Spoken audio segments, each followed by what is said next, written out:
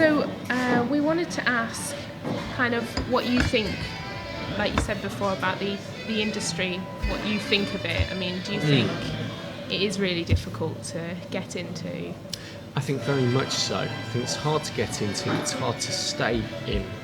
And I also think that we've also been fed a whole load of myths about how easy it is to be a creative professional. And we're bombarded with adverts where someone comes up with a new satchel design or a new dubstep track and sticks it on the internet, and instantly they're an overnight sensation. And they're going to make a sustainable career out of that. Simply not the case at all. There are so many people all screaming "Me Too" on new media and social websites that it's very hard to get discovered, to get found, and to stay in people's attention. To stay relevant. Yeah. And you have to keep everything old school very in the real world. You've got to keep your quality of work good. You've got to do lots of networking as well, lots of meeting people for a nice coffee. It's not just a matter of being cloistered away and doing great artwork. There's a whole element of self-promotion, elements of marketing yourself in the right places. Also, loads and loads of admin. You end up in a situation where you've done a 10-hour day and then you'll go home to an hour and a half's worth of admin, and it's pretty horrendous. Are there any ways that you've really changed yourself, say, to become more relevant or to keep yourself new? I think the greatest discovery I made was, or the best thing that you can do is stop working for free, because we're constantly again told, "Oh, do this; it will be great exposure." Or "Do this; come and work on my film. Do me some storyboard art, and then on the next film, you'll get paid work." And what I've generally found is, if you work on something for free, you don't get paid. That's pretty obvious. If the film goes nowhere, then that's work that's been thrown away. If the film goes somewhere, then the person uses that as a stepping stone to go to London, and then they pay London people to do your work. If you work for free for somebody for exposure, then you'll probably just get a little name check in a box in a Facebook page, which no one might see. They get a financial reward off your doing. They don't respect you because you've worked for free. And the other thing is, because they now know that they can exploit people and ask other people to work for free, they'll either won't pay for people to do artwork, or they think they can get away with paying a really reduced rate, which means soon, if everybody starts doing that, nobody will be able to earn enough money to be able to pay their bills. And this is increasingly what's happening, especially with people who aren't artists themselves but find new ways of marketing artists, like those websites where 20 artists are all tendering and undercutting each other to get one design commission, or the people who are doing logos for $2 a pop. And what they're doing is they can't then take time to do great quality Can't products. sustain themselves. That's it, they're just churning out cack and making sure that nobody else will ever be able to do a decent job. Oh dear. Nice and cheerful. So you and yourself, though, in your actual work, how would you say you've evolved since you started? Do you think your personal style has changed, or? Yes, I think you have to develop a. Okay. Sorry, when you play this back, it'll just be loads of pauses and me going. That's fine. You almost need to develop two styles of working, and you need a generalist style, that ability to, if you're hired as a freelancer and you're working for another company, you'll be given a design brief, and that could be in a Disney style, that could be in a realistic style, and you'll have to work to whatever the client wants. And then you have your own artistic style, which is your deep, heartfelt belief in what art should be, and then you nurture that, and then you accept that sometimes you'll be paid directly by a client who comes to you because of what you can bring and because of your own artistic vision. But 80% of the time you'll just be filling a need for what the client wants, and you might be subcontracted through another company, so you'll just be somebody doing exactly the paint style that you're being told by your line manager or director. And it's accepting that you're not always going to put an auteur on this. You're going to be flicking between them. Yeah. And also to sustain a career as a freelance artist, you're probably going to find that you're going to be working different aspects of art. So sometimes I'm making things for theme parks, sometimes it's for theatres, sometimes it's props, sometimes it's sets, sometimes it's illustrations, sometimes it's corporate illustrations, sometimes it's teaching kids and doing arts projects for them, and then sometimes it's community art. It's all things that are arts related, and you have to be flexible to that. But I think the thing that to answer your question, which I think was something along the lines of how I evolved to become successful, it's working out how to make your services fit the market. Because I started off thinking that doing great illustrations was going to be enough, and then I realised that a lot of the illustrations I was doing involved digital paintings on Photoshop. They looked lovely, but they took a month each, and nobody was going to pay me a month's wages for one illustration, especially if it's a very quick turnaround corporate thing. So I then had to work on a refined, cut down style, which still looks nice, but takes a quarter of the time. Or in fact, a much less of a time, so an illustration would take a day instead of a month. And as soon as I'd nailed that and practiced and worked at it and had a style that I was confident in and that I could turn around and make a profit out of, and that I could realistically quote to a client for, then that's when more work in those fields started rolling in. Right. Yeah, that's interesting, isn't it? So, can we ask, have you got any inspirations that you go back to, or is there anything that really inspires you day to day? Or I like where science and art come together, and also technology and design. I don't see any barriers between all these things, and it annoys me when somebody thinks you've got to be one and you can't be the other. I think there are so many parallels between art and design and science in the way you work, and in the way that if you're a good artist, designer or scientist, you have an improvisational element to what you're doing and lateral thinking. On a big piece of artwork, you might start working, taking it on in one direction, and then realise that this isn't working. Now you can either stubbornly and pig-headedly plough away at it, and then at the end of it you find that you, no better term, you pissed away a whole load of time on this thing and it's just not right. Sometimes it's better either to take that artwork that you're doing in another direction, or to put it aside and then to start on something new. Now that can be a very difficult decision to make if you're working for another client and you've put a quote in, and if you put something aside, that's a whole load of wasted materials. But if you've come up with a design which isn't quite working, surely it's better to go shift over to something that will work than spend more money and time trying to bring that thing that doesn't quite work back online. Yeah. Definitely had those problems before. Yeah. Can we ask if you've had any really memorable projects over the past few years, or of all time, what is your most memorable project that you most enjoyed? Every single project is a mixture of hellish hard work, and then you get the pleasure either from being in the environment that you created it in, or through enjoying what you came up with at the end. Some of the funniest things, early in my career I was working for a company called Farm Studios who made things for theme parks and visitor attractions, and sometimes we would do jobs abroad. So my very first time going abroad was working on a haunted house called Hotel Gaston for Liseberg Park in Sweden.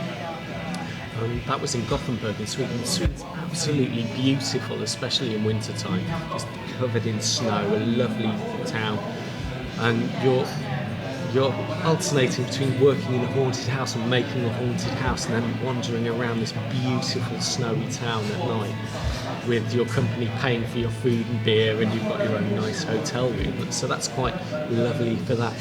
As you get older and you get a family, and gallivanting around it kind of loses its novelty, especially if it's on a low budget job and you have to share a hotel room with a sweaty farting carpenter who snores all night. Going on site kind of loses its novelty, so then you get your enjoyment from the things that you produce, and the ones that my artwork that I take the most pride in is when I started making dinosaurs, and I was asked to build a dragon out of recycled components for Newark Museum, and I built it, and I was looking at it and I was thinking, well, it's nice and I'm proud of it, but then that little part of your brain that wants to take an idea further, I was thinking, well, what could I make this so you can get inside it? Could I make it so you can wear it? Yeah. And that's when, and then some people play video games, some people watch soap operas. I can't do that crap. I need to keep my mind active, and the way I do that is by coming up with new ideas. So I just became obsessed with the idea of how can I make a dinosaur that you can get in and that you can run around in, and specifically one with 2 legs. How do we match up human legs which have knees facing this way, and dinosaurs which have about 2 different joints going like a Z shape? How do we marry those together? And the first one that I made was a bit bobbins, but I made it, and then I justified it to my wife by getting somebody to pay me to perform it at an outdoor event. And then I thought, well, maybe I can take this further, so I refined the design. I was quite pleased because I kept finding clients who then hired me to operate the dinosaurs that I was building. And I wasn't building them to hire them out, I was building them because I wanted that creative challenge. But you have to, if you've got a partner and a family, you've got to justify the expense of the time and the money. So I managed to make these things pay the bills, and I had these things that looked good and were interesting, and it also meant that suddenly I had these products which not only was I proud of creatively, but suddenly I had this thing that was uniquely mine and that I could put on a website. And again, this was another thing which suddenly I was the chap who made dinosaurs, so I had a very unique thing which I could market. That raised my profile, that brought in more clients. Yeah, it's the trick, isn't it? Finding that thing that can be yours. Absolutely, and also finding a niche. And it's one of those things where if somebody else in Leicester started making dinosaurs, neither of us will be able to make enough money out of it to survive. And if somebody else did it, I would start making dragons, or I'd start making rhinoceroses, and I would badmouth the other person and tell them that they got scabies or something like that. No, I wouldn't at all, because you never know who you're going to work with on a future project. Yeah. But you have to find an area where you're not in competition. I think the art world is very much like an environment, like an ecosystem. You can't have too many eat-eaters, you can't have too few plant-eaters. You've got to have the right resources to support all the flora and fauna growing there. You can't just... That's a really lovely analogy. Yeah. Thank you. I haven't got a smart way of wrapping it up, so Probably missed that because of the coffee go. No, remember that. It's like an ecosystem. Yeah. Is there anything you've actually turned down because you've thought, this isn't me, this isn't what I want to do? At one stage I was getting an email a week from people expecting me to do freebies. Again, either by saying it's going to be great exposure, or they work for a dog sanctuary and they gave my cousin a dog, and they like my Facebook page, so will I illustrate their book for them because it's a great cause. And I think, yeah, it's a great cause. I like dogs, and I don't want to see dogs done badly too. But I'm not going to do a free book for you. If you want to pay for my childcare, my mortgage, my petrol and my time, I'll do you a free book, but I've got overheads.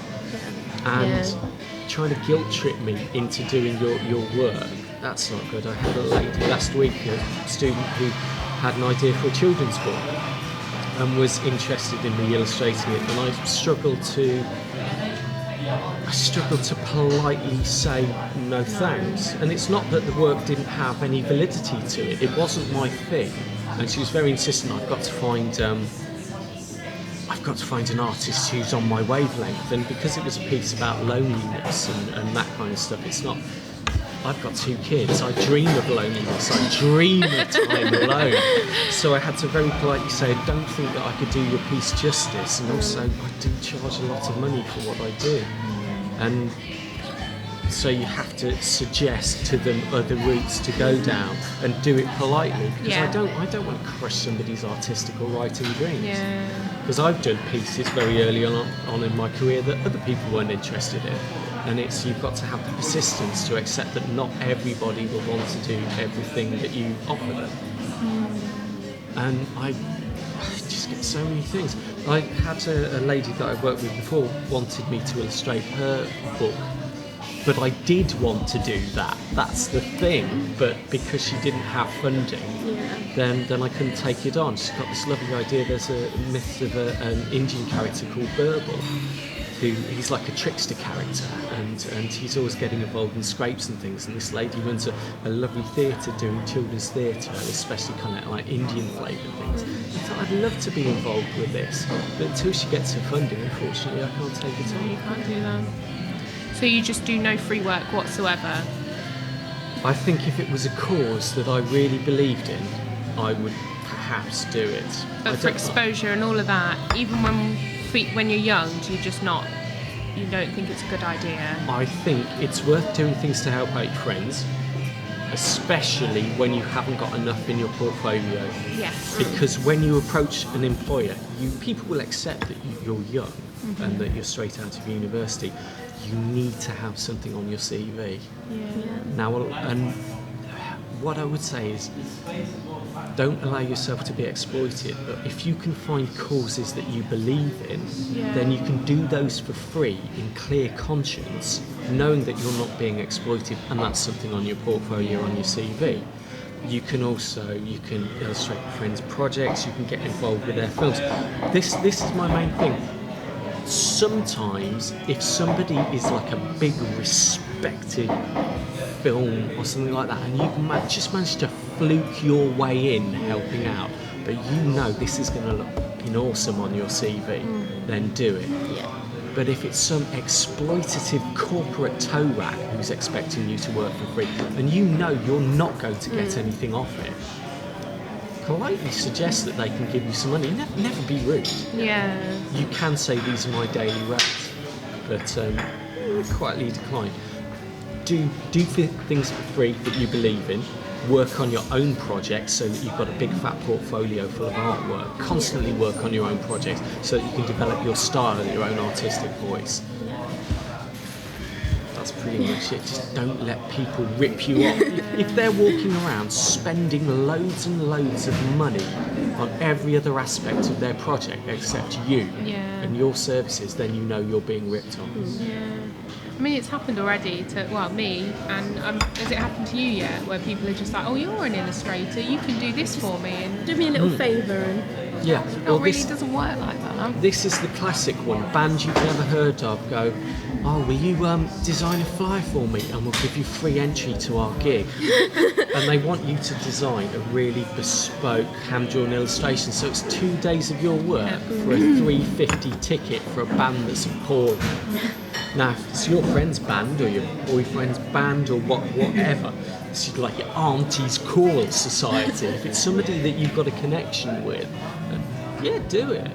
It's something that you can, like portfolio, CV. But if they're getting paid a lot of money, you're not. Fuck 'em. Yeah. So, what else have we got on here that we haven't already talked about? We wondered if you'd had any experiences involving like copyright issues. No, but one thing that I would suggest is don't rip off other people's work. And if you ever make something, or you're with a client who if you have an opportunity to have your photo taken with your work and the other people involved with it, excuse me, I'm going to belch. I'm That's trying to do it. Right. Yes, play that back. Leaving that in. Yeah, get your photo taken, and because this is the thing, That's a good idea. We find, especially in the theme park industry, where you have these big exciting things, a couple of people I know have had either recent graduates or people who are fairly new in the industry, and sometimes just shysters, turn up with portfolios with their work in. And they're like, oh yeah, and I worked on that. No, you didn't, because I made it. And they're just stealing from the internet and presenting it as their own work. Whereas if you've got a photograph of the scenery you made in the workshop, with you standing in front of it, covered in all the paints that match, or better still, you're halfway in the middle of a brush mark that's doing it, then you're proving ownership of that. Yeah. All right. I did absolutely get the ability to prove ownership, because you will find that sometimes you'll go into a place where you might be freelancing for a company, and you go in and the existing staff are worried that you're going to steal their job, either because they're just petty-minded and stupid, or they're aware that they're there. They're not very good. They're not very good, and they will badmouth you or criticise you. Well, sometimes, as the instance, I went to work for a company and ended up with just working with a frothing racist, and we didn't get along. And because of that, and because they also claimed they were psychic and had loads of other problems and weren't a particularly good painter, we didn't get on very well. So that painter then badmouthed me to the higher-ups, and I never worked there again.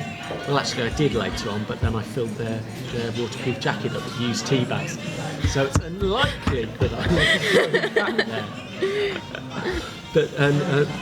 But that kind of person, I wouldn't be able to go back to them and say, can you substantiate claims that I worked on all this stuff? Whereas if I've got photographs of me with it, there you go. Yeah, that's true. One thing I do is whenever I post anything on Facebook or Twitter, I have my own logo and watermark that I stick on it. And I stick it on in a place where if somebody was to download my image and crop it off, it would make the image look weird. Yes. So you know something's been messed with. You will then find that if you're working for another company and you're going to do that, clear it with them whether you can stick your logo on it or whether they want their logo on it. Because you don't want to claim, if you're working for another company, so it's all your work, but it's based on somebody else's designs, you then don't want to claim too much credit for that. And I also think it's important that if you did work on a big project, but you only did a few dabs and things on it, be honest about it. Because if you claim that you designed and authored and did all the clever fancy work on a particular job, and somebody takes you on the back of that, and you turn up and you can't really do that, your reputation is going to go through the floor, and then they're not going to hire you again. And it will take you a long time to claw your way back.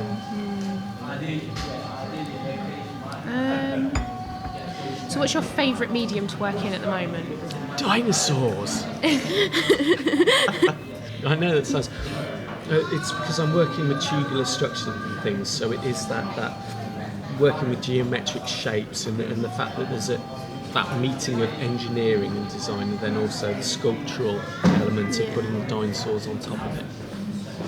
And did you always like working in 3D? The truth is no, I didn't. And the reason for that is simply because when I first started out as an artist, I hadn't worked in 3D very much. I found it difficult and I found it intimidating.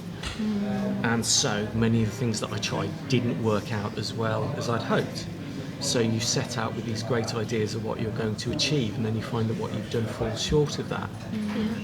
But instead of letting it get me down, you go back at it and you try and improve what you've done, and eventually I think your brain rewires itself, so you start thinking in more dimensions, and then the more you do it, the easier it becomes, and the more you work, the more techniques you obtain, the easier it becomes. But there's also simple things like when I first started doing clay sculpture for that theme park company, nobody bothered to tell me that clay sculpting tools existed. So I'm trying to wedge everything and get detailed lines with my thumb and wondering why my stuff isn't as precise as the stuff that I'm seeing rolling out of the other studios. And it's because nobody can be bothered to tell me you can buy these little bits of wood, they've got pointy ends on and you can get details and stuff. And I think because my art education was terrible, my art teacher I had about 3 art teachers during my A-levels. One was this knob who used to spend all the lessons with his cowboy boots up on the desk twanging away at an electric guitar. I had a lady who's pregnant and spent the whole time just reading pregnancy books and telling everybody to be quiet. And then there was some other guy who just thought he was Clint Eastwood and just used to strut around, grunt, then walk out the room. The only good art teacher I had in my A-levels was I never got. He was somebody else's teacher, but would wander in and go, "Oh, that's nice, Tom. Have you ever thought about looking at stuff by Francis Bacon and stuff?" So, big shout out to Mr. Wardle if you're still out there. Yeah. But because I didn't have that formal grounding in many of these things, that other people who get decent teachers do have, it meant there were huge gaps, and that's why I was so hesitant about 3D work. Yeah. So I had to kind of like reconstruct my 3D skills that other people have after the fact. But once I got that nailed, well not nailed, once I'd sort of felt that I was had a stronger footing there, it started to become more fun. Yeah. I mean, did you always want to go into the creative field? Did it just happen by accident? I wanted to be a paleontologist. No wonder you want to build dinosaurs. And but I was good at art, so my parents were always pushing me in the direction of art, and they were very supportive in that. I know lots of people get their drawings on the fridge. We had a great long hallway in our house, and they stuck them on the hallway. So I had about 10 metres of gallery space as this corridor wound around our old house. So that's something that I do with my children. Their drawings are up everywhere, absolutely everywhere. So it always seemed like a very natural career path. The first company I was with didn't really nurture my talents, or like I said, they didn't tell me you could use clay tools and stuff. Yeah. So although I'd got myself in with this company, I became very disillusioned with them. But about the time that, because I lived in lots of shared houses, sorry, this seems like a very circuitous way of getting to it, but bear with me, this does make a point. I lived in lots of shared houses for a long time where we didn't have the internet.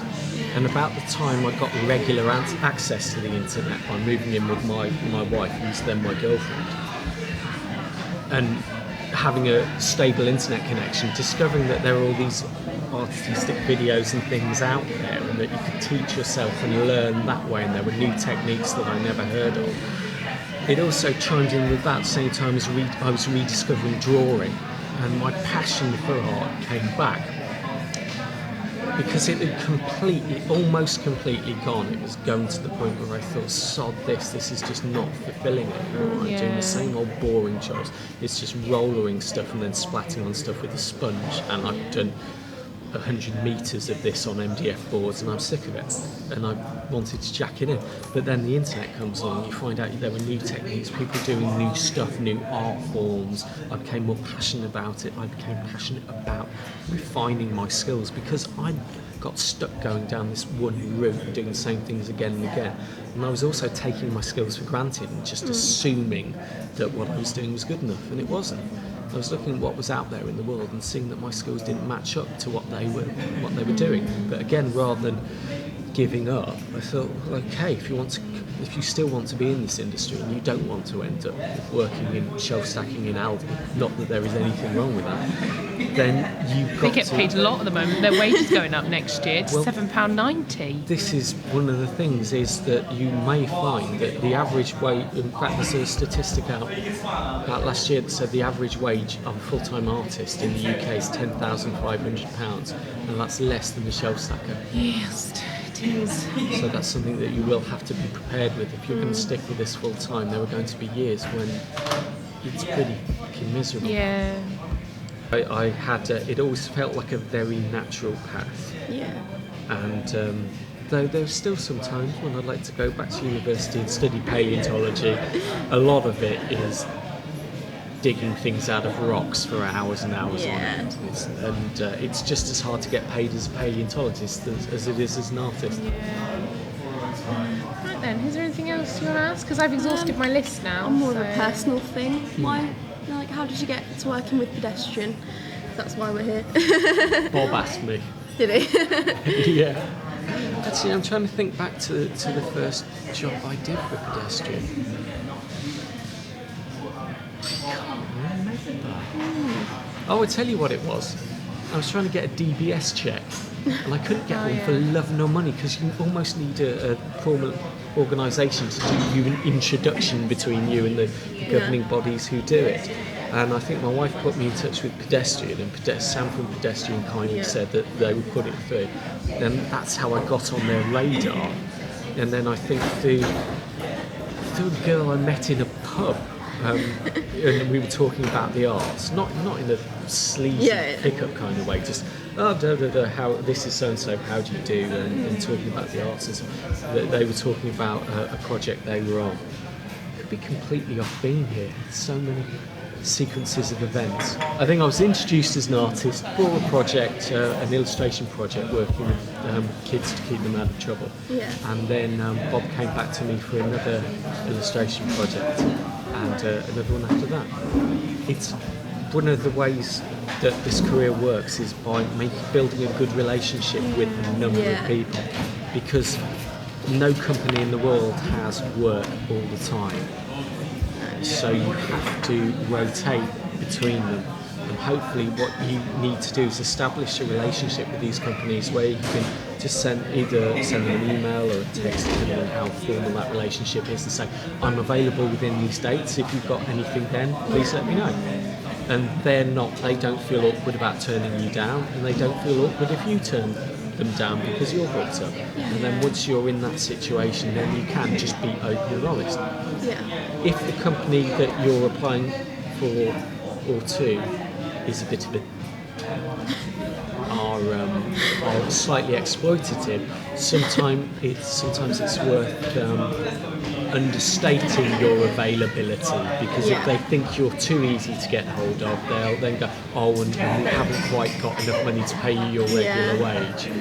So it's not worth letting people know you're not busy, but it is worth letting people know, say you know in 3 months' time you've got nothing in your book, then you can say, gaps in 3 months' time, and I'll be around if you've got anything, let me know. Yeah. Right then, well, I'm happy. So thank you. That's all right. That was really interesting, Yeah. really helpful. Okay.